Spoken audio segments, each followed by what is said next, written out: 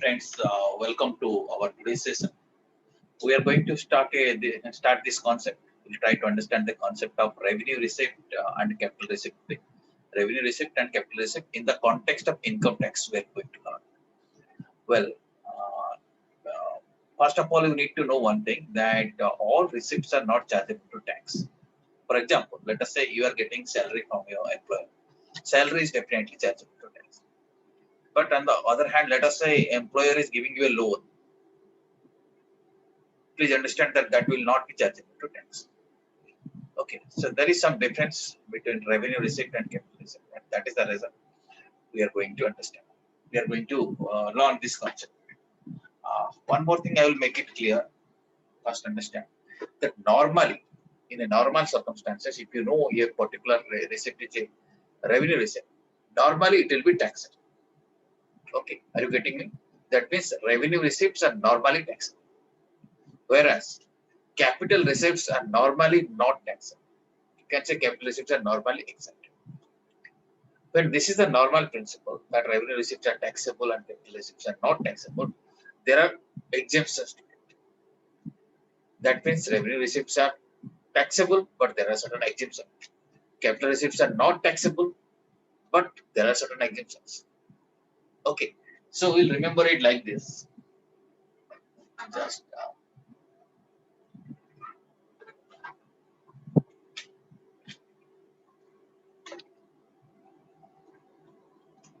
as I told you, receipts are of two types. One is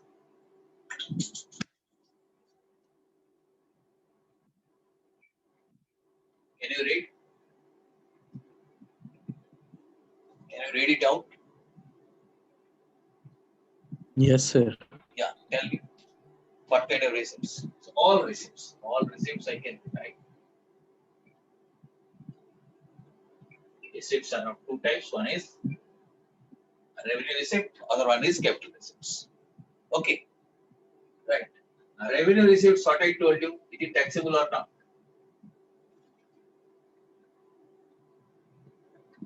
Revenue receipt.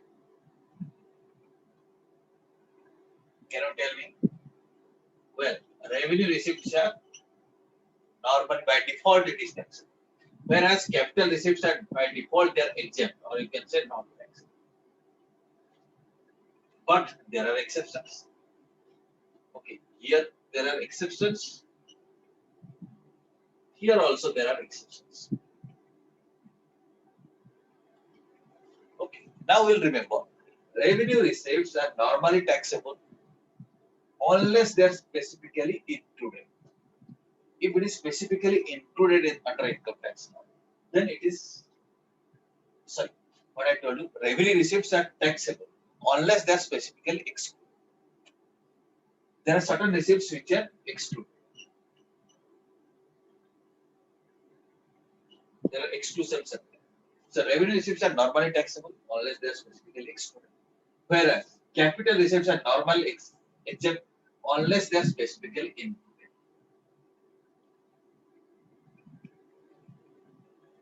Did you understand this concept? Yes or no? Yes or no?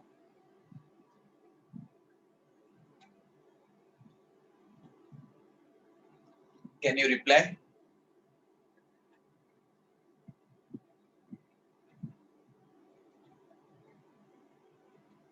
Can any of you reply if you are listening? Whether this concept is clear to you or not?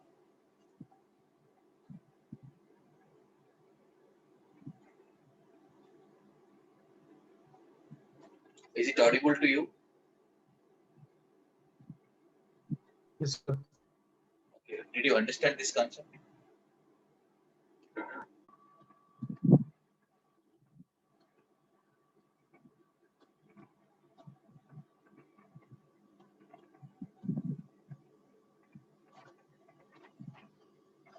Yeah. Are you listening to me now? Am I audible now?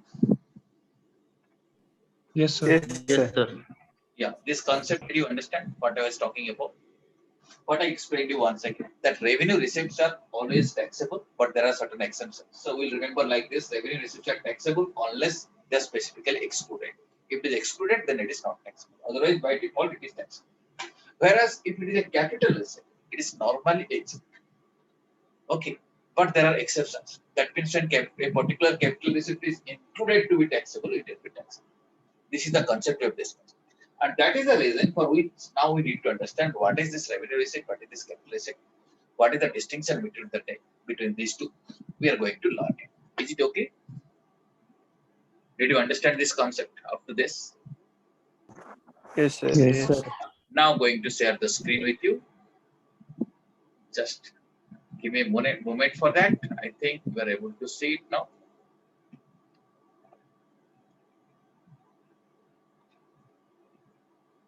Okay, as I told you that all receipts are not liable to tax. Receipts are of two types. One is revenue receipt, other one is the capital receipt.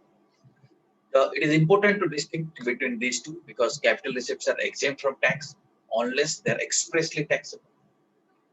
Whereas revenue receipts are taxable unless they are expressly exempt. Okay, Section 10 lists out certain items where revenue receipts are exempt.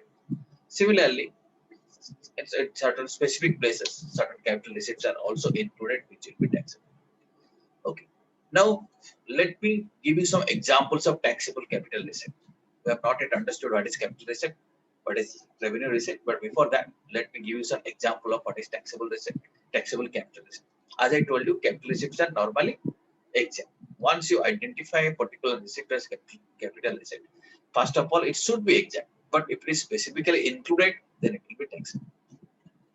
Okay, so these are certain examples of taxable capital receipts. First of all, capital gain, which is covered under Section 45. Okay, you know, capital gain is one head of income. There we learned how to compute capital gain, and that head explains us that capital gain is taxable.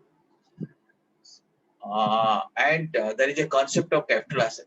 If a capital asset is transferred and there is a gain associated with that, that gain will be taxable.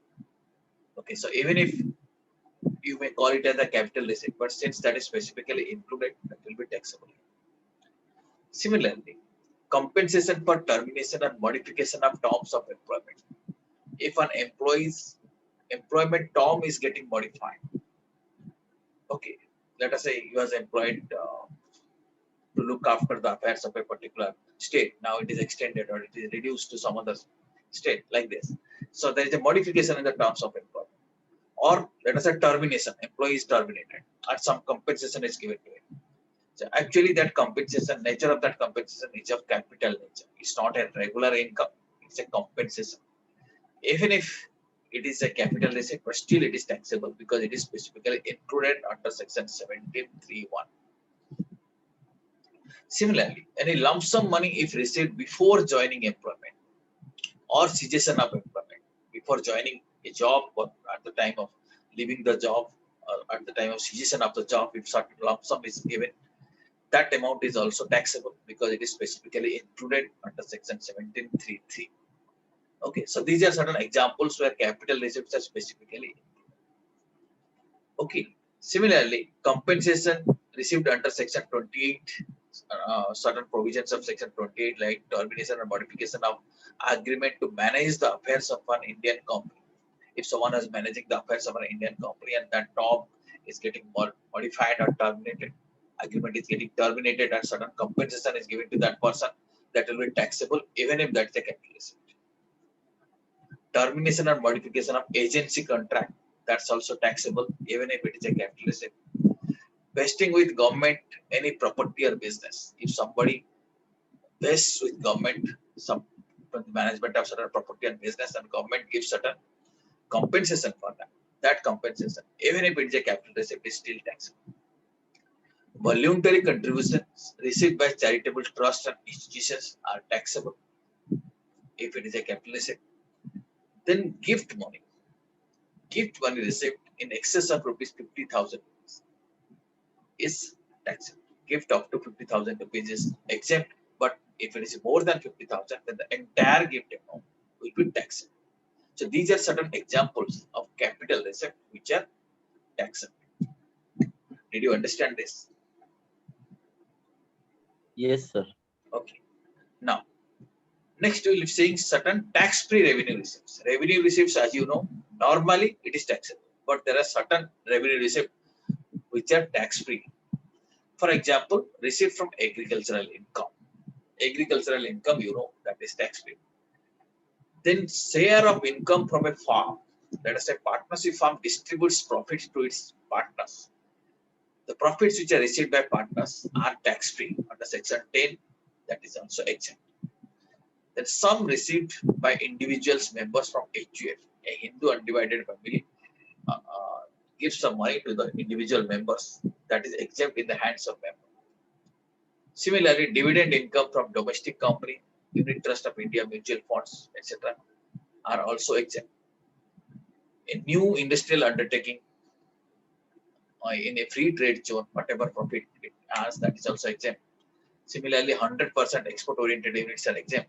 Certain industrial undertakings in new northeast states are also exempt. Then again, you know, startups are also exempt for certain period. Income from properties held for charitable or religious purposes are also exempt. Then income of political parties are also exempt. So even if these are revenue receipts, they are also exempt from tax. Okay, I think you have understood what are these exceptions. Okay, revenue receipts are normally taxable, but these are the examples of certain exceptions to that, where revenue receipts are taxable. Okay, friends. Yes, sir.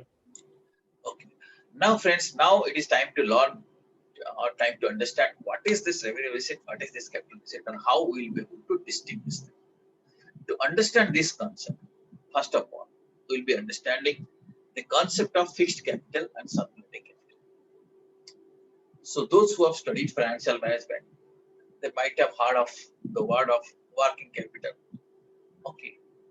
So, something that concept will help us to understand this concept of circulating capital. The other capital is the fixed capital. Other part of the capital is fixed capital. First of all, let us understand what is circulating capital. As you can read, that part of capital which is turned over in the business and which ultimately results in profit and loss. That means it turned over means it keeps on changing. In the process of business, it keeps on changing. It is getting converted from something to something. But whereas which is not involved directly in the process of business but remains unaffected by the process. That means the process of business doesn't change. That is called as fixed capital. Okay. That means which is getting affected by the business process. That is my circulating capital, which is not getting affected by business process. That is called as my fixed capital. To understand this concept, let me give you an example. Okay. Now you think of a small business like this. Small business like a roadside dhaba you think of. Okay. Most of you must have visited to some dhabas or small restaurant. If you try to find out, that you will find definitely if you run a business like this, it requires some investment. Some investments required, let's say you need furniture, picture, electrical appliances, all these things are needed. But you also need some raw material to cook, like let us say you need rice, you may need wheat flour, you need vegetables, you need non-veg items, all these things are needed or not?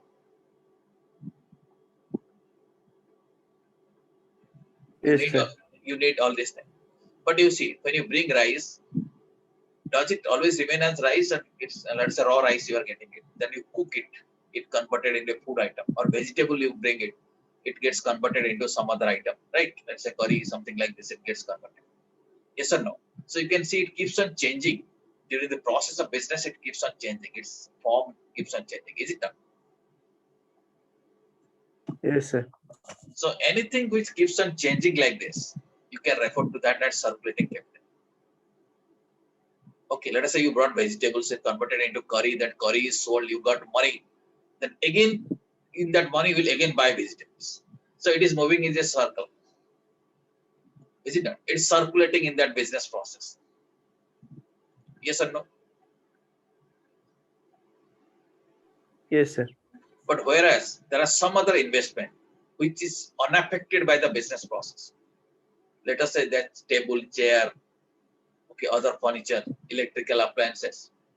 Are they affected by business process? You can say they are unchanged. they remain as it is. Okay, indirectly they help in the business, but they are not affected by the business process. Are you getting it?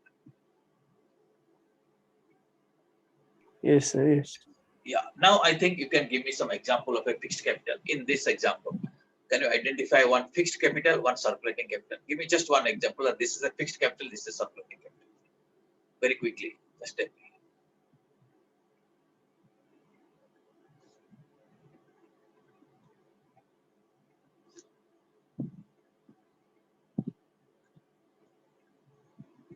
Can anyone tell me?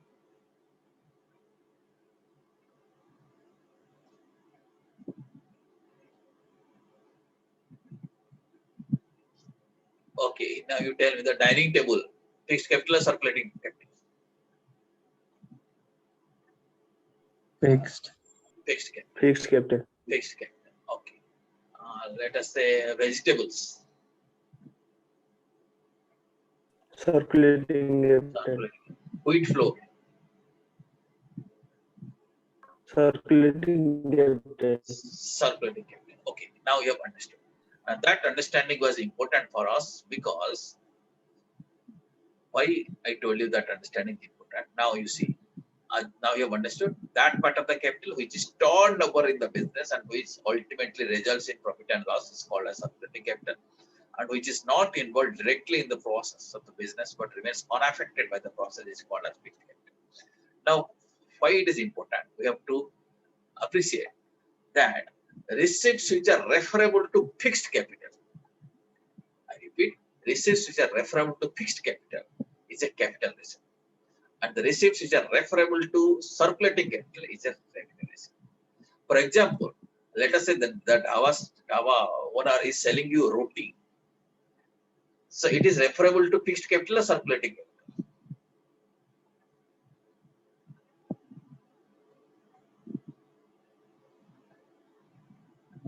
Roti. He converted the wheat flour into roti and he sold that roti. What is this? Is it referable to fixed capital or circulating capital? So circulating capital. Circulating capital. If it is circulating capital, that is a revenue receipt, that is normally it is tax. But let us say he sold its table.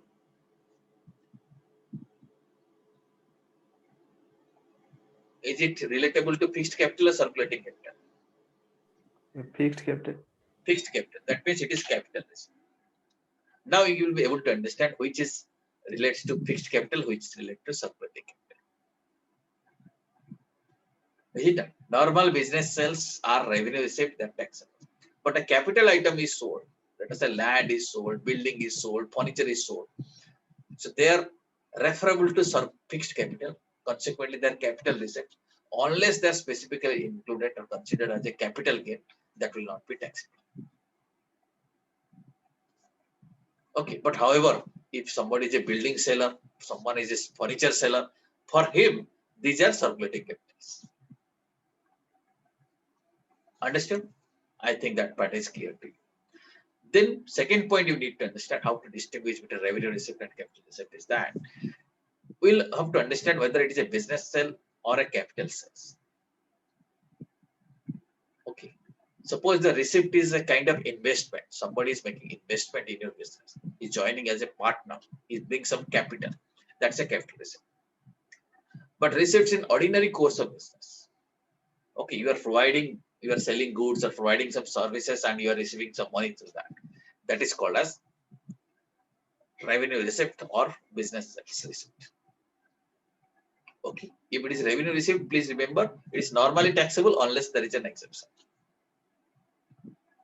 Understood this point? You can also relate this topic. Of course, we'll be learning this concept again when we will learning the concept of income. You see, you can relate this subject between this distinction between revenue and capital receipt like with a tree and fruit.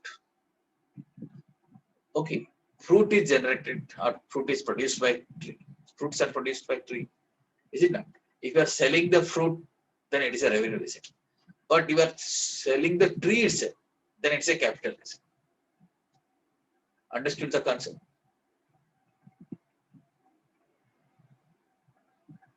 Yes or no?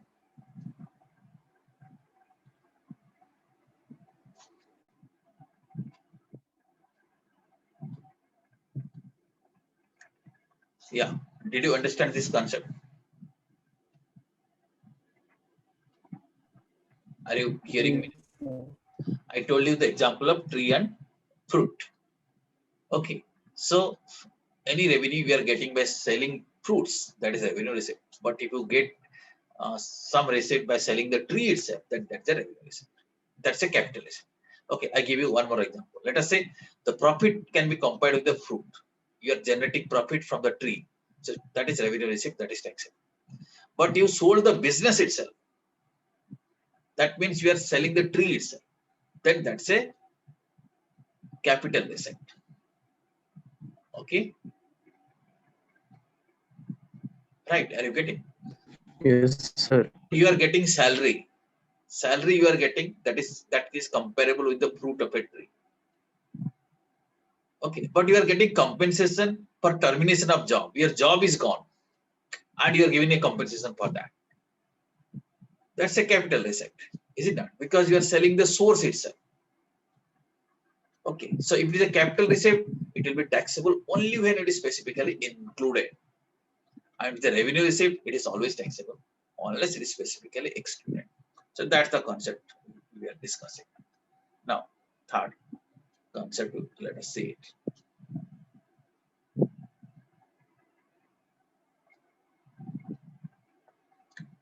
Now, next is that nature of initial receipt. Initially, when money is received, that is relevant for us. When money is received, if initially the nature is it's a capital receipt, then it's a capital receipt. Subsequently, nature may change. That doesn't matter. But at the time of receipt, we have to see in which form it was received. Okay, let us say you have you sold a capital asset, you sold a building and got some money. That's a capital asset. But subsequently, you may change. That money may be invested buying some stock in trade, or you may start a business of selling the building. So subsequently, the nature may be converted into revenue receipt, but that doesn't matter. From income tax point of view, we'll be seeing the nature of investment at the initial point. Next concept here you have to remember that test in the hands of recipient. We have to test whether this transaction, whether this receipt is a revenue receipt or capital receipt. Only in the hands of recipient. Okay, for payer, it may be capital receipt. But if it's a revenue receipt for the recipient, that is important. Let us say recipient is the person who is receiving the money. He is a let us say he is a builder. He is selling houses. So anything which is getting from sale of houses in his hand, that is a revenue receipt. But for the investor, for the purchaser, it might be a capital receipt. But whether it is a revenue receipt or capital receipt, we have to consider you have to apply the test in the hands of recipient. You have to see in the hands of recipient whether it's a revenue receipt or capital receipt. Okay, understood up to this? Yes, sir. Now, then we have to remember one more thing.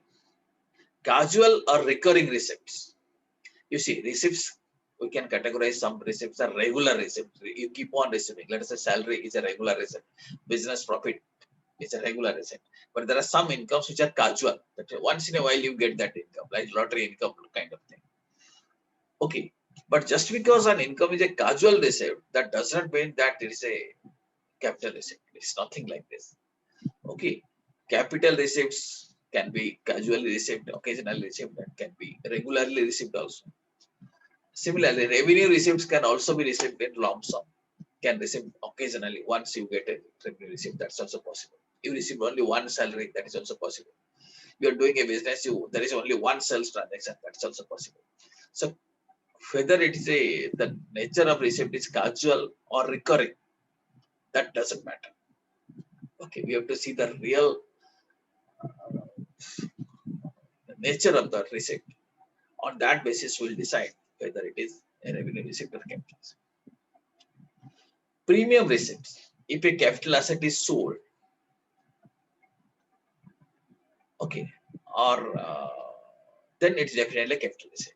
but it is for use of the capital received, you are getting some premium. For use, let us say you are giving a capital asset on rent and you are getting some premium for that.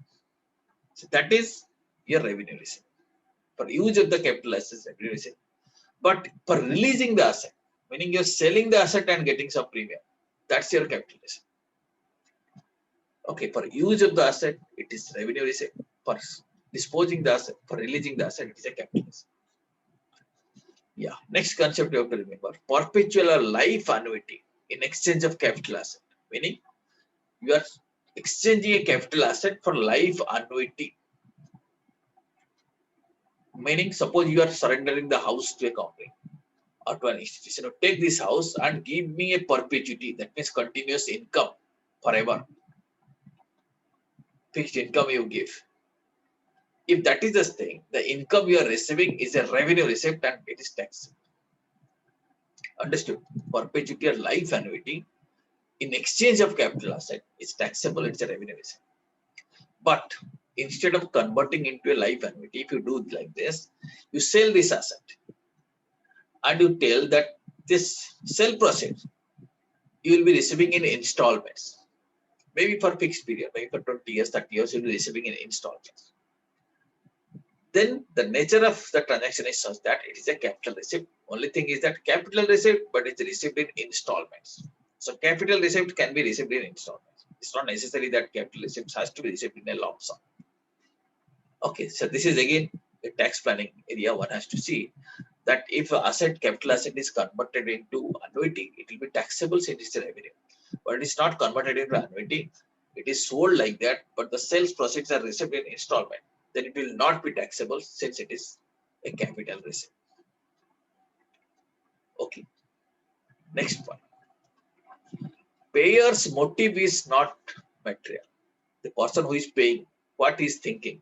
He may thinking that is a capital receipt or revenue receipt, or for him it might be a capital payment, capital expenditure, or revenue expenditure. That doesn't matter. So we'll be always analyzing this issue from the recipient's point of view, whether it is a revenue receipt or capital receipt. And profit motive is also irrelevant.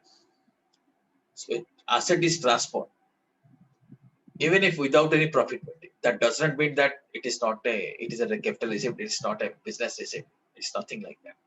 Profit motive is there or transaction is made without any profit motive, that doesn't matter. Existence and absence of profit motive is not a decisive factor. We have to look into the real nature of the transactions and decide whether it is a revenue receipt or capital receipt. Nomenclature of the transaction is also irrelevant. The transaction may be called as the capital subsidy or capital grant. That doesn't mean that it will automatically become a capital receipt. We have to again see the nature of the transaction. We have to judge whether it is a revenue receipt or capital receipt. Entry in the books of account of a hypothetical income. That means actually income is not received, but hypothetically income has not accrued also, but you are booking an entry in the books of account. That will not automatically become an income and that will not be taxable. Okay, so hypothetical income is not taxable. That will not be considered. You may be hypothetically receive something, but that will not be taxable. That point also you have to keep it in mind. Then friends, treatment of income by assessee is not conclusive. Assessee might have wrongly or mistakenly booked a particular receipt as revenue receipt or capital receipt, but that doesn't matter. Okay, income tax assessment has to be done on the basis of real nature of the receipt. Okay, even if in the books of account it is booked as revenue receipt, for income tax purpose it may be treated as a capital receipt. Or in the books of account, assessee might have treated as a capital receipt, but for income tax purpose that might be treated as a revenue receipt. So the way assessee is booking the transaction, that is also immaterial. Next point, disallowances in hands of payer. Okay, just because a particular expenditure is disallowed to payer, the person who is paying it is disallowed to that. That doesn't mean that it will not be taxable to recipient. Let us say payer has paid some money and income tax officer disallowed that, saying that it is a capital item for you. It will not be allowed as an expense. So it is disallowed means he is paying tax on that. So he is paying tax on that. That doesn't mean that it will exempt for the recipient. Nothing like this. It can be a revenue item, capital expenditure for the pay, but it can be a revenue income for the recipient. That's possibility also there. Lump sum receipt or received in installment. That also doesn't matter. Revenue receipts can also be received in lump sum. For example, one may commute its pension. Pension is normally a revenue receipt. It is received periodically, but one may commute it. It can be received in lump sum. Okay, so revenue receipt can be received in lump sum. And similarly, capital receipts can also be received in installments. Okay, an asset can be sold and money can be received in installment. So whether you are receiving lump sum or receiving an installment, that also doesn't matter. Names given by the courts, as you know, nomenclature also doesn't matter. Courts may tell you that this is a revenue grant. That doesn't mean that it's a revenue grant. Income tax department or from income tax point of view, it has to be assessed whether actually it's a revenue receipt or capital. Sales tax receipts and refunds will be treated as revenue receipts. That means if some GST authorities have returned some refunds or sales tax collections, all of them are revenue receipt. Tax payable by assessee and collected from customers are revenue receipt. So tax which are collected from customers, all of them are revenue receipts. So here certain specific issues are quickly we'll try to understand. At this point, we have understood what is revenue receipt, what is capital receipt. The specific issue is that annuity, it is a revenue receipt. We have discussed this point. Compensation for termination of sole selling agency, just capital receipt. If someone is a sole selling agent, that means he is the person who can only sell, and his agency is getting terminated, that will be treated as capital receipt. That means as if the tree is sold. Next is compensation for termination of one among many agencies. Someone is having multiple agencies, but one agency is terminated. That will be treated as a revenue receipt. Okay, sole selling agency contract is terminated, that is capital receipt. But compensation for termination of one among many agencies shall be treated as revenue receipt. Non-practice fee, which is paid to doctors for not practicing outside, that is treated as revenue receipt. Now, some more specific issues. Premiums or discounts or debentures are capital receipts. Premium discounts or loan are revenue receipt for money lending business. If the bank is getting some premium or certain discount, he is getting some benefit of discount, that is a revenue receipt. Royalties are taxable, that will be treated as revenue receipt. Devaluation of foreign exchange. Foreign exchange value has gone down. Because of that, whatever loss is there, okay, if it is related to stock in trade, then that is revenue receipt. But if it is related to some capital asset, then it is a capital receipt. So we have to analyze whether it is related to revenue receipt or capital receipt. Okay, finally, if you conclude, we have to understand the nature of this revenue or capital does not depend upon the character or source of income, from which source it is coming. That doesn't matter. It doesn't depend upon application of income, whether we are applying for capital purposes or revenue purposes, that doesn't matter. Whether it is allowed or disallowed by income tax department, that also doesn't matter. How you are treating in the books of account, that also doesn't matter. Magnitude or method of payment, whether it's a small amount or big amount, that also doesn't matter. The basis of measurement, suppose rent is paid on the basis of value of asset. So basis of measurement is a capital asset. That doesn't mean that income will be treated. Income will be automatically become a capital receipt. The ways or devices resorted by the payer for arranging financial affairs. How finance is arranged, maybe through a long-term loan or maybe working capital loan, that also doesn't matter. Okay, so all these things doesn't matter. We have to practically analyze what is revenue receipt, what is capital receipt, keeping in the mind the nature of the business. Okay, so it from situation to situation it will vary. Okay, for you, let us say you are selling a plot of land, it may be capital receipt, but for a land seller, it may be a revenue receipt. So in analyzing each fact and circumstances, we have to take a decision whether it's a revenue receipt or capital receipt. Finally, we have to remember that capital receipts are exempt unless they are specifically included, and revenue receipts are taxable unless they are specifically excluded. With this concept is over. If you are having any query, then quickly please let me know. Any query you have?